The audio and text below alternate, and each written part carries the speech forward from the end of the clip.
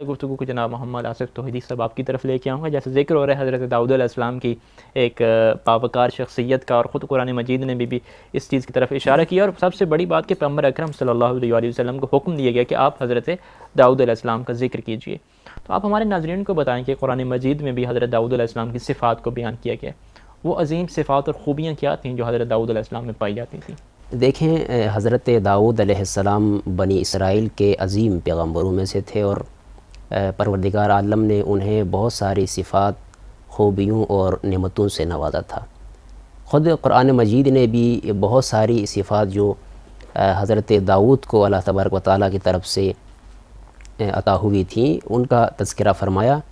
اور سب سے پہلی صفت یا خوبی جو قرآن مجید نے ذکر کیا ہے وہ صبر و تحمل داؤد ہے. سبحان اللہ. کہ حضرت داؤد علیہ السلام کا صبر اس قدر قوی تھا کہ خود رسالت مآب جو کہ تمام انبیاء سے افضل ہیں، ان کو پروردگار عالم صبر داؤد کو یاد کرنے کا حکم دے رہے ہیں. سبحان اللہ. اصبر علی ما یقولون، فرمایا کہ اے رسول جو کچھ یہ لوگ کہہ رہے ہیں اس پر آپ صبر کریں، ہمارے بندے داؤد کا جو ہے وہ ذکر کریں اور ان کو یاد رکھیں. اس سے آپ خود اندازہ لگائیں کہ حضرت داؤد کا صبر کس قدر جو ہے وہ اس صبر کے معاملے میں قوی تھے. اور آگے فرمایا ذل ایدی، قوی تھے، شجاع تھے. خود اللہ تبارک و تعالیٰ ان کی صفات بیان کر رہا ہے. شجاعت اور طاقت جسمانی اعتبار سے بھی تھی کہ جس طرح انہوں نے مشرکین کو شکست دی اور بنی اسرائیل کو فتح دلائی. بے شک. یہ طاقت سیاسی اور فوجی اعتبار سے بھی تھی، جس طرح انہوں نے مشرکین کو بھی شکست دی اور پھر ایک عظیم سلطنت کی بنیاد رکھی. بے شک.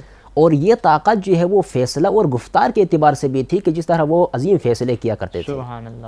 اور یہ قوت اور طاقت جو ہے وہ اخلاقی طاقت بھی تھی کہ اتنی عظیم سلطنت کے مالک ہوتے ہوئے اپنے ہاتھ کی کمائی پر انحصار کرتے تھے. سبحان اللہ. انہوں نے کبھی بیت المال سے کوئی اپنا خرچہ نہیں لیا اور سارا اپنا جو ہے وہ ہاتھ کی کمائی سے اپنا سارا انتظام کرتے تھے. اور وَإِنَّهُ أَوَّابٌ، اور بار بار رجوع کرنے والے تھے، عبادی پہلو میں بھی قوی تھے. روایت بتلاتی ہے کہ ایک دن روزہ رکھتے تھے، ایک دن آرام کرتے تھے، اور چونکہ سلطنت کے بادشاہ تھے تو مصروفیات بہت زیادہ تھیں، اس کے باوجود بھی رات کا ایک تہائی حصہ جو ہے انہوں نے عبادت کے لیے مختص کیا ہوا تھا. آگے جو ہے وہ اللہ تبارک و تعالی صفات کو بیان کرتا ہے جو اللہ نے نعمتیں ان کو عطا فرمائی. فرمایا کہ اِنَّا سَخَّرْنَا الْجِبَالَ مَعَهُ يُسَبِّحْنَ بِالْعَشِيِّ وَالْإِشْرَاقِ. فرمایا کہ ہم نے داؤد کے لیے پہاڑ کو مسخر کر دیا کہ وہ صبح و شام جو ہے وہ تسبیح کیا کرتے تھے، اور ان کے ساتھ پرندے بھی مسخر کر دیجئے، سب مل کے اللہ ان کی طرف رجوع کرتے تھے.